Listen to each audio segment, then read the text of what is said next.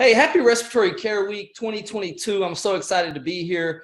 Big shout out to Respiratory Associates for inviting me back to do this year's free Respiratory Care Week lecture again. And again, another big shout out to Radiometer America. We appreciate their efforts in going forward and providing you guys with continuing education. Now, as Keith stated, this is about mechanical ventilation, but I thought maybe we could just talk about the simple mask for the next hour. And that's a joke. I'm just trying to get a laugh, which is really hard to do virtually. So, but no, Keith is exactly right. A few disclaimers here. The point of this is to talk about mechanical ventilation. And like Keith said, there's no way that everything we're going to touch on today, this is probably more like a 4 or 5 or 6 hour course. And so recognize that this is surface level, scratching the surface, but I'm hoping to scratch it to spark something inside of you that you go, oh, that's interesting. Maybe I have never thought about that like that. And then you're going to go out and deep dive into it to become a better respiratory therapist on your own. That's what it's all about, right? Now, so this is what it is, the 5 questions. Here's the objectives. We're going to discuss how to ensure adequate ventilation, how to ensure adequate oxygenation, how to protect the patient's lungs using lung productive strategies, how to identify and meet the patient's neural demand to breathe by reducing asynchronies, and then evaluate if the patient is getting better or worse. Okay, now, there's a lot of people in here, and if you just thought to yourself, oh, great, another boring presenter who's going to read a bunch of PowerPoints to me, I want you to know I did something different. I said, you know what, we're going to do it a little different this time. And that's the last slide that you will see that has text on it. From now on, it's going to be all images that spark a conversation. And this conversation is one that will hopefully intrigue you, and you're welcome to be a part of it. Now, there's too many people in here to have mics on, but feel free to add anything in the chat you would like to at any given time. And then at the end, we're going to come back and answer any questions. Now, as we know, this is an image of a mechanical ventilator. And I just want you all to know that there was a time in my early years where I was the absolute I was the fastest vent checker in the world. I literally was. You could give me 10, 12, 14, 15, you give me however many you wanted. And guess what? All the vent checks got done all on time. There was never a time when one didn't, because I could blaze through them. And I remember somebody telling me one time, like, man, you're so fast at this. Like, how do you do this so fast? And I remember thinking to myself, well, why are you so slow at it? And many years later, I've now come to recognize that that respiratory therapist was actually performing true ventilator assessments. They were not doing vent checks. And so the point here today in these 5 questions is to hopefully illustrate to you that every time you stand in front of a ventilator, there's a purpose for you being there. And that purpose is not to just simply write all those numbers down, put them in the computer. A lot of times they're already pulled over anyways, and we just duplicate them, right? And so 5 questions to make you a better respiratory therapist, to improve outcomes and move beyond vent checkers to more patient ventilator assessors. So this is, as you know, mechanical ventilator. Now, we know when we talk about mechanical ventilation that there's always hazards involved. As with everything that we do, right? But mechanical ventilation comes with some hazards. Now, what I think is very interesting is I was putting this presentation together, I recognize that if you'll ask yourself these 5 questions, then you'll also be observing and monitoring and keeping an eye out for your patient by avoiding just about every hazard that comes with mechanical ventilation. These questions address the hazards that come with mechanical ventilation. So without any further ado, let's jump into the first question here. I tried to change my slide on the computer. So question number 1 is, and I'm going to talk in first person here, okay? So am I adequately ventilating my patient? Now, when we say ventilating, we understand that we're talking about the removal of CO2. This is CO2 control, or the elimination of carbon dioxide. We know that as respiratory therapists. Now, remember, I told you there's hazards with mechanical ventilation. So by asking yourself this question, you should address 2 of the common hazards that happen. One hazard being hypoventilation, the other one being hyperventilation. Both of those things can happen during mechanical ventilation. And so we recognize that when we adequately assess carbon dioxide levels and the appropriate removal of it, then we eliminate those hazards, right? Now, here's the kicker though. The kicker is that we can't just look just at CO2. You can't just get a blood gas and just go, oh, this person's CO2 is 40, we're ventilating perfectly. Well, that's not true, because when you look at your pH, you will see that perhaps you're taking care of a COPDer who lives at a CO2 of 60. And that CO2 of 40 is actually equating and creating a pH of 7.54. See, now you've got your patient in a state of alkalosis. Well, that's not good. And if we want to go, remember, I'm going to have a hard time keeping this surface level, but I can get into one of Keith's favorite topics here and go, yeah, that state of alkalosis causes more problems than what we recognize, because that causes a left shift to the oxyhemoglobin association curve. That hemoglobin holds on to that oxygen tighter, and now our tissues are going, wait, where's my oxygen, right?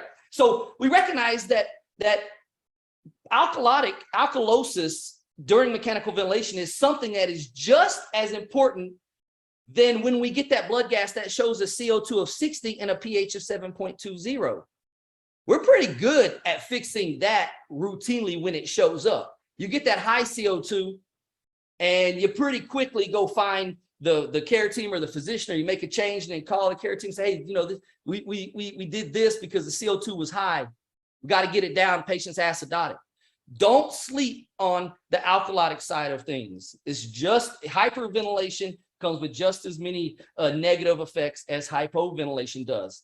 Now, we talk a lot about blood gases when we're talking about adequate removal of CO2, but I think there is a huge opportunity for respiratory therapists everywhere to start to incorporate and better use things like end-tidal CO2, volumetric capnography, even transcutaneous CO2 monitoring, specifically in the neonatal and pediatric populations. You see, those are non-invasive markers, non-invasive tools that we can utilize to help us better monitor our ventilation of our patients. Now, before you get at me here and say, wait a second, Joe, like, here's why we don't use CO2, end-tidal CO2 more often. Because it never matches the CO2 in the blood gas. And I'm here to tell you, or to remind you, it's not supposed to match. You recognize that end-tidal CO2 is a trending tool, so that when your arterial CO2 goes up, your end-tidal follows it. So you don't need a blood gas to know that your CO2 is higher when you have an end-tidal CO2 that is showing you that it is elevating. Same thing when arterial CO2 goes down, end-tidal CO2 will go down. You don't need a blood gas to recognize that. Think about how valuable this could be during a spontaneous breathing trial. Or, I don't know if the patient's ventilating well or not. We don't have to guess. We have these tools. We just have to utilize them, right? And so keep that in mind when you're thinking about how can I assess CO2 removal of my patients. I also just had a conversation last week with a physician out of Denver, and this physician was telling me that they don't even utilize arterial blood gases. They manage their mechanical ventilated patients from a CO2 perspective with venous blood gases. So think about the arterial sticks. How many times are we sticking our patients for an arterial blood gas when a venous blood gas in relationship to pH and CO2 is valuable? And there's studies out there and research that shows that that's a way to do that. That's question number one. Am I adequately ventilating my patient? Keep that in mind when you stand there. Now, question number two, am I adequately oxygenating my patient? So we get CO2 out and we get oxygen in, two hazards. When we put somebody on mechanical ventilation, we can cause hypoxemia. If we don't adequately provide them with the FiO2 and the PEEP needed to adequately oxygenate them, then that can be a hazard. Now, here's interesting enough is this. The other hazard is oxygen toxicity, formerly known as oxygen toxicity, and now we call it hyperoxic acute lung injury. See, hyperoxemia comes with just as many dangers as hypoxemia does, even so much to the point that there was a study done and it showed that states of hyperoxemia, PaO2 is greater than 100 for the first 48 hours from ER to ICU equated to a higher mortality than hypoxemia. Interesting, right? So how do we monitor our oxygen? Well, this is easy, right? Everybody knows this. This is, oh, he's going to show us a picture of the pulse oximeter, and that's exactly what I did. And I just put this up here because I thought it was so cute. And we monitor there also. This also is interesting to me because I put the little neonate on here. You know, we're so good at titrating oxygen in the neonatal world, right? We know that retinopathy of prematurity is a hazard. And so you walk into a neonatal unit and it's very common to see saturations of 85, 86, 88%. Rarely do you ever see 100%. And yet when I walk into the adult ICU realm, I see patients all the time, 100%, 100%, one patient after patient after patient, 100%. Now, the reason I'm bringing this up is because we need to understand what is adequate oxygenation. We know that a normal PaO2 is 80 to 100 millimeters of mercury. We also know that data supports the fact that PaO2's 55 to 80, especially in the ARDS population, is what we should be targeting. Now, so what you recognize here is that that 80 number seems to be the low end of normal and the high end of an adequate target during mechanical ventilation. So let's ask ourselves, how do I know if my patient has a PaO2 of about 80? Well, that turns out to be a saturation of about 96%. So what about targeting that? What about targeting for shooting for 55 to 80? What about targeting 88 to 95%? Right? See, so my point is that we are utilizing our non-invasive tools to not just prevent dangerous hypoxemic levels, but also diligently wean FiO2s aggressively to prevent hyperoxemia and to prevent these states of hyperoxic acute lung injury. You know, I did a little some research into hyperoxic acute lung injury. And it was very interesting to me what I found, because when you start looking at chest x-rays associated with hyperoxic acute lung injury, you find that they look almost identical to an ARDS chest x-ray. And I start asking myself these questions going back through the years and years and years of how many times we had patients on high FiO2s for way too long. And I start asking myself, how many of these ARDS patients have I taken care of that were the result of me not diligently providing adequate oxygenation, not excessive. So there's interesting stuff there that, I don't know, I get lost sometimes thinking about it. But remember, we want to ask ourselves, are we adequately oxygenating our patient and wean FiO2s appropriately to achieve that adequate oxygenation? Now, the third question is that you should be asking yourself. The first two are pretty simple, right? Like everybody knows that, okay, am I ventilating? Am I oxygenating my patients? Pretty clear, cut and dry, right? The next one is am I protecting my patient's lungs? Now, when we talk about protection, there's several different types of traumas that can occur during mechanical ventilation. So let's just look at them here. This is an image, and you can see here, this person here has, well, I didn't mean to do that. This person has some injury over here to the right lower lobe. This is an example of a pneumothorax resulting from barotrauma.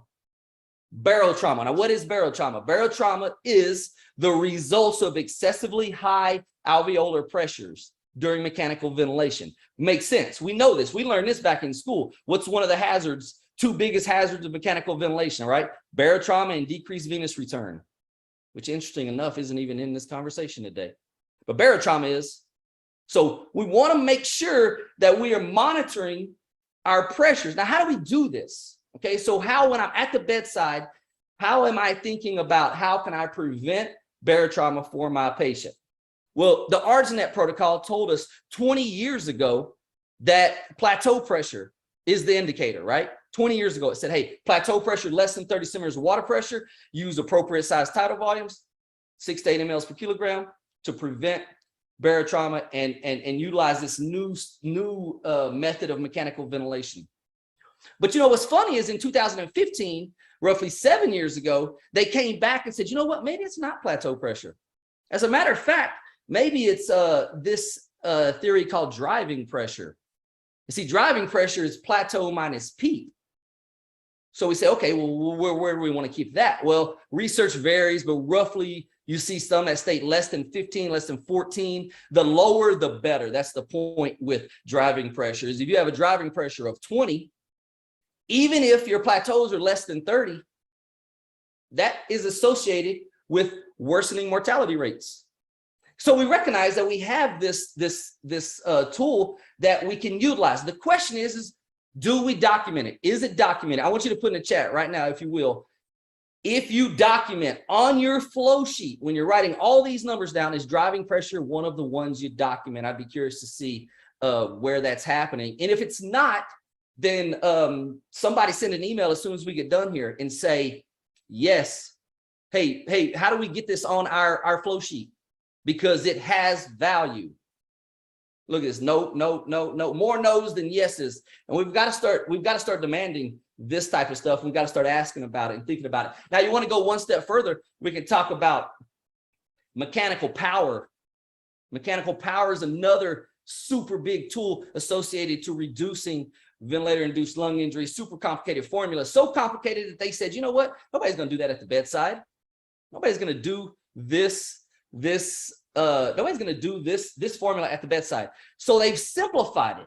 They've actually come up with a simplified version of mechanical power that shows typical similar results. And that is where you take driving pressure. Here we go again with driving pressure, right? I'm telling you, it's the future. We've got to start talking more about driving pressure. Driving pressure times 4 plus your respiratory rate, even a bigger indicator of outcomes associated with mechanical ventilation. Excuse me, talking a lot here. So that's barotrauma. Okay, so keep that in mind. Let's talk more about driving pressure. This one here, cute little girl here holding some balloons.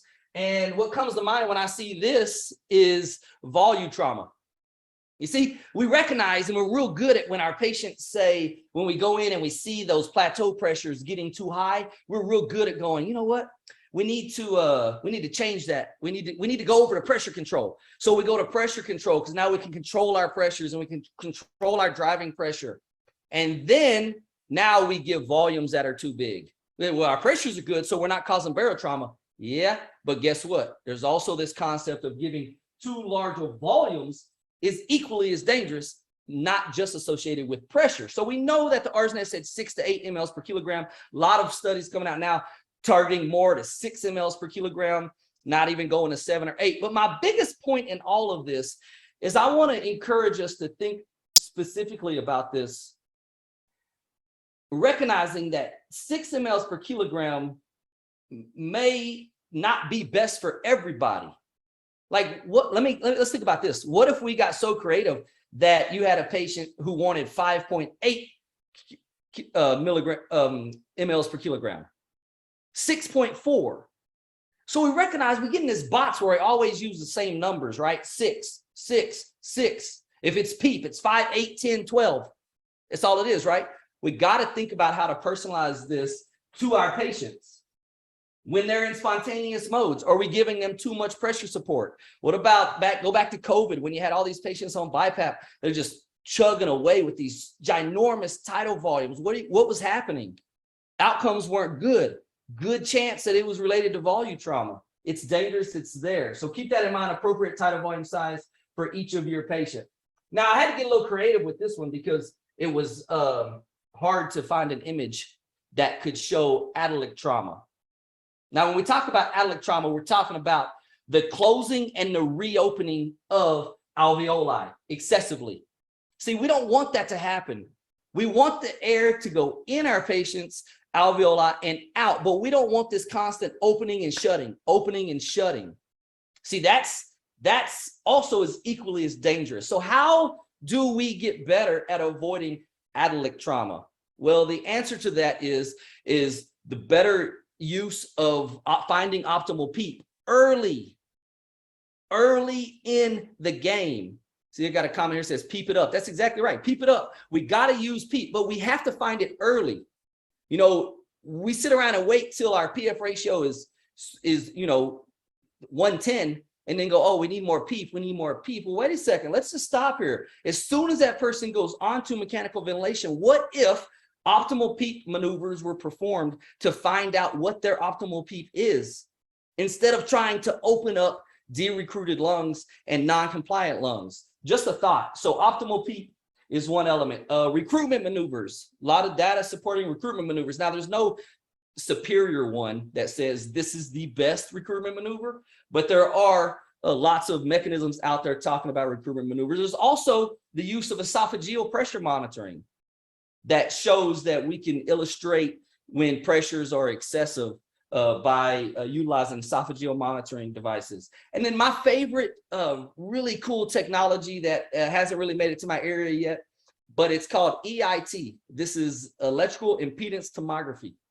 And this is actually gives us a beneath the chest wall view of recruited alveoli. What sections are open, which ones are closed. It's kind of looks similar like to a CAT scan, but the imaging is different. You can actually sit there in real time and adjust your PEEP and adjust your settings and see the effects that you were getting on your alveoli. You know, how many times we increase PEEP and we ask ourselves, oh, we're increasing PEEP, perfect, we're recruiting now. Maybe we're just overstretching the healthy lung that's already there. EIT helps us with this. And there's a great, Keith, you're exactly right. That's a great YouTube channel right there, EIT guided APRV. Phenomenal technology that I hope is soon to be adopted everywhere here in neuro. So that's athletic trauma. Now, this last one here is biotrauma. And this one I think is the most interesting to me, because what we recognize is that when we put somebody on mechanical ventilation, we are implementing a process that does not mimic normal natural breathing. We are not positive pressure breathing into humans. We breathe off of negative pressure. So the second we start applying positive pressure to our patient's lungs, especially if we're not doing it in a safe manner, avoiding barotrauma, volume trauma, and attic trauma, then we are starting this inflammatory cascade, this cascade of inflammatory mediators, the release of cytokines that go throughout the body. And this is the beginning of multi-system organ failure from biotrauma. So we have to be aware of that. We have to be thinking about this. How long has the patient been on? Are there strategies we could use to not have to ventilate this patient or to mechanically ventilate this patient? I'd be really curious to see. I feel like we're on the cusp of, and I don't have any research to back this up, but I feel like negative pressure ventilation is on the verge of making a comeback. We now have Airvo and Vapotherm and other oxygen devices that can provide adequate oxygenation to our patients. In conjunction with a negative pressure non-invasive ventilator, I think it would have, I don't know, I'd be curious to see what the outcomes are. And if you're doing that, leave it, put it in the chat for me so you can tell me about it, because I have talked to one individual who said, yes, we were using this during COVID and they actually had pretty good results with it. So it's interesting. We got to get our people back to breathing negative pressure ventilation like we were meant to, right? And when we have to go on positive pressure, recognize that this inflammatory process is at play and we need to take all efforts to reduce it.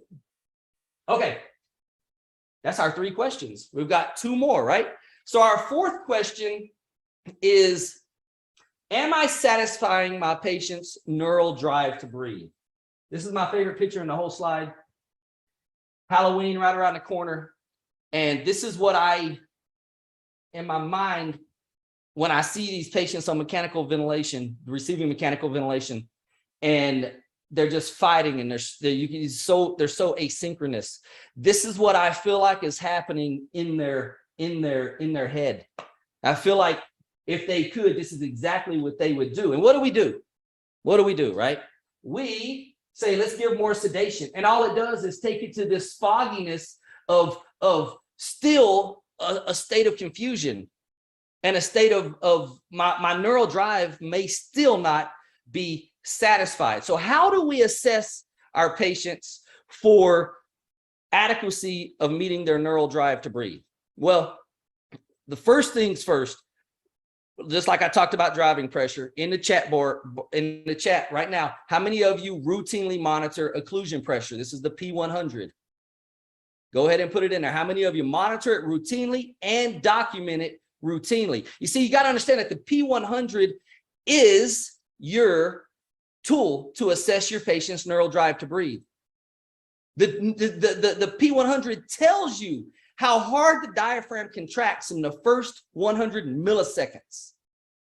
And that's directly linked to the electrical impulse sent from the neural drive to breathe. The stronger the contraction, the stronger the neural drive. Now, what's happening here is you have a patient who we've said, hey, you need help breathing, and we're going to be the one to help you with it. And so we put them on mechanical ventilation. But then don't tell me we don't do it. Don't tell me we don't satisfy them. And I like that comment right there. We do it as a part of weaning, but not routinely. See, it's very common in the weaning world. But my question is why is it not common throughout the entire process? Why is it not the first question we ask ourselves when we go to take care of a patient and stand in front of them? What if we said, you know what? My first priority is make you comfortable. And instead of putting you on this ventilator and telling you, hey, guess what? I know you're not going to like this, but you have to breathe like this machine now. What if we said, you know what? I'm the expert here, and I'm going to figure out how to make this machine breathe like you. And that satisfies the patient's neural drive to breathe. Now, this shows up in a lot of different places also. So let's say, okay, P100 is cool, Joe, but take it out of the equation. Fine. You don't really need it because you can assess neural drive to breathe also by looking and monitoring waveforms and loops. And what you'll find is various types of asynchronies. So they range from anything from trigger asynchronies. And you think about it, you say, well, what do you mean trigger? Well, remember, trigger is what starts the mechanical breath. Okay, so there are missed triggering asynchronies where the patient tries to take a breath, but the ventilator doesn't recognize it. And you may think to yourself like, oh, I've never seen that. Well, I'll be honest with you, I thought the same thing until I started looking into it more, and I realized, you know what? I'm missing this more than I think I am. Seriously, like, and a big portion of it is auto peep. Auto peep, number one cause of mistriggering. It's not the sensitivity setting that's the cause. We're all really good at that. We know what sensitivity to put our patient on. But it's the auto peep that is present, right? That masks those efforts and we miss it. Okay. And while I'm talking about sensitivity here for just a second, and I'm talking about neural drive to breathe, if you have an asynchrony present, like let's say the patient is double triggering. Let's say they're triggering at the end of the breath, and now they're stacking their breaths, right? And you say, you know what? I'm going to fix this. I'm just going to take my sensitivity way down so the patient can't trigger a breath. And it fixes the ventilator 100%. I don't disagree with that, right? Your ventilator gets very quiet and things get very, very good. But what's happening up here? The patient is still trying to take a breath. They're still trying to, and now they can't even get it. And so just making it to where the patient can't take a breath is never the answer to fixing asynchronies. The answer is figuring out which asynchrony is present. If it's mistriggering due to auto peep, fix the auto peep, right? If it's a cycling asynchrony, so we know cycle is what ends inspiration. So sometimes the ventilator ends too fast and the patient is still trying to take a breath. And you say, okay, well, what happens there? Well, then that's where that double trigger happens. You get another breath immediately on top of it. Now, instead of giving 6 mLs per kilogram, now we're giving 12 because the ventilator stopped too soon. Cycled off too soon. Well, what about this? What about when the ventilator cycle lasts longer, right? So now you say, okay, well, now the patient is trying to exhale and the breath is still happening. Maybe you're in PRVC with this 1-to-1 ratio or pressure control or whatever it is with this 1-to-1 ratio, and the patient's trying to exhale in the middle of it, or even a volume control with a slow flow or whatever it might be. You see that rise at the end of the pressure loop or that S shape on your pressure volume loop, and you go, wait a second, that's the patient's diaphragm actively moving in the middle of a breath. And that's an asynchrony. We got to figure it out. How can we match the ventilator to the patient? There's also flow starvation. Patients get flow hungry. So we got to make sure we're giving the breath to their desired level. And I think about it like this. I think about it like this.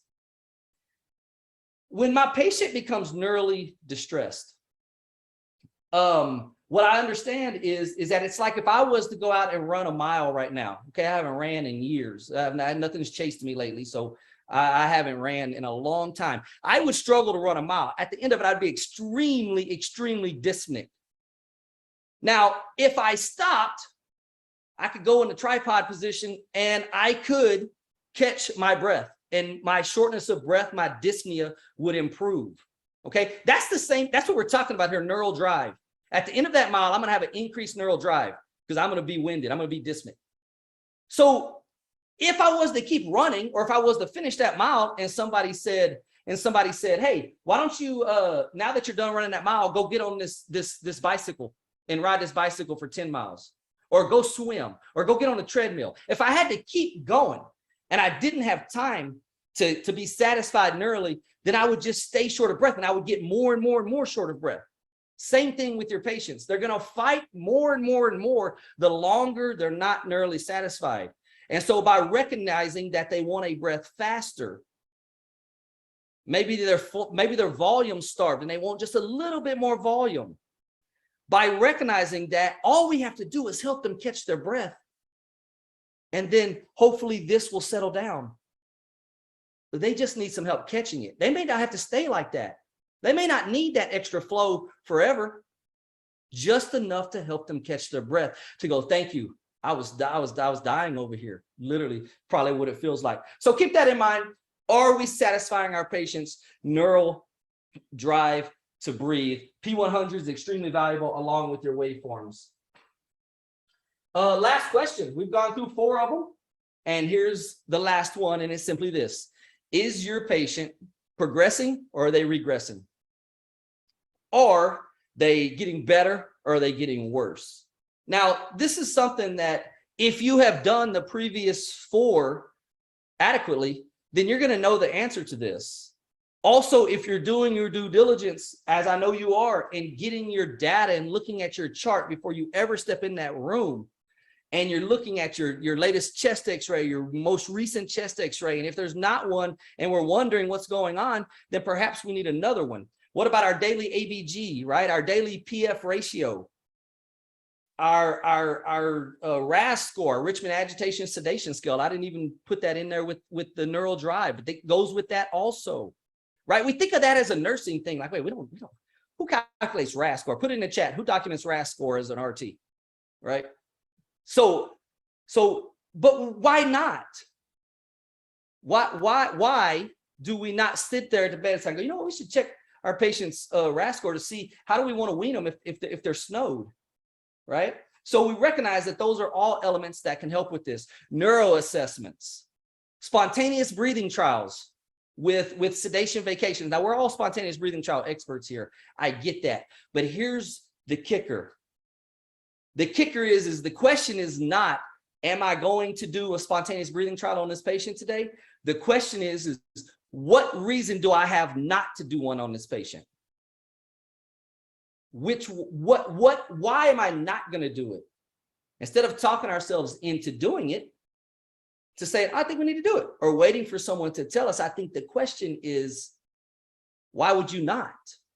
Because through the weaning parameters and through that entire process, you're going to have a much clearer picture of if your patient is improving or not, and if they're getting closer to liberation from mechanical ventilation. So all of this stuff plays in together to this big picture of, is your patient getting better or worse? And then, of course, all of these questions, because honestly, if I was to come on here before I went through any of this, if I said, what's the number one question you ask yourself?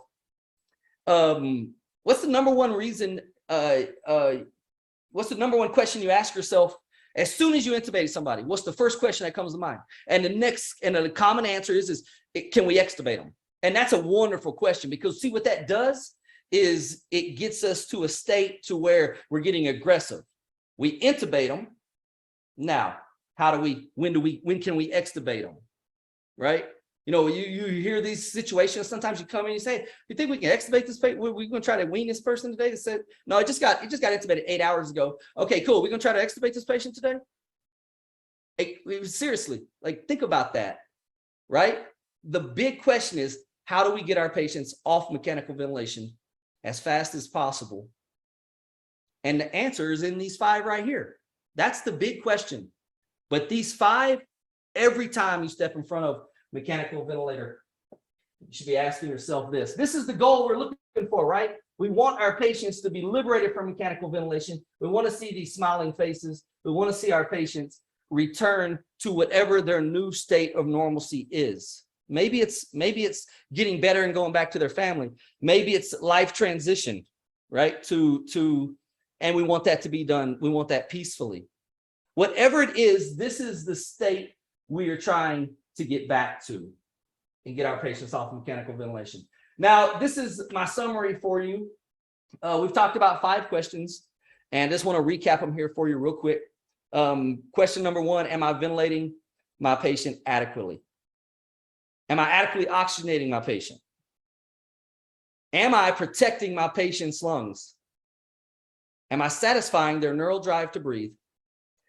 And the last question is, are they getting better or worse? And what do I need to do to continue the improvement or try to stop the regression?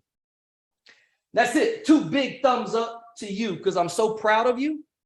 And I know this picture on the screen right here shows a lot of smiley faces and a lot of positivity. And that's what I always try to put out, is I want to encourage you to go out and be the very, very best respiratory therapist you can be. Not just for yourself, but for your colleagues, for your people coming behind you, for the new students coming in behind you, somebody to look up to, but most importantly, for the patients that we take care of, for the outcomes that we impact. And so, you know, I just want to share that and be that voice of positivity and encouragement to you. But I also understand that it hasn't been easy lately. And I think one of the things we could do right now that would maybe be the most beneficial thing of the entire day and maybe of the entire week is, you know, we don't get told thank you enough. And so maybe you and me could pick our phones up and send a text to a fellow respiratory therapist and say, I like working with you. I appreciate you so much.